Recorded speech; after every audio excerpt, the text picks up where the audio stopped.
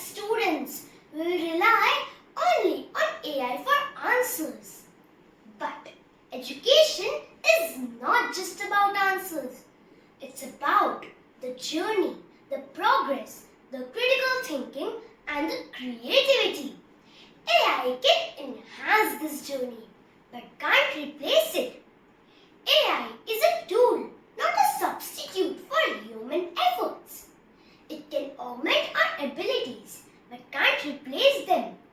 With AI, students can access their personalized learning experiences, explore complex concepts, and develop essential skills.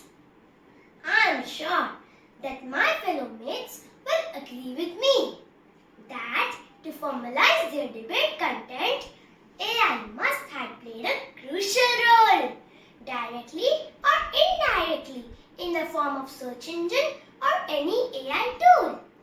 Any innovation has both good and bad repercussion. It is our responsibility as a human to govern and manage these consequences. Schools must come up with guidelines and policies to ensure that these tools are used responsibly. This age of AI is filled with great opportunities. By embracing AI in education, we can prepare our children for future where human creativity and technology advancement will go hand in hand.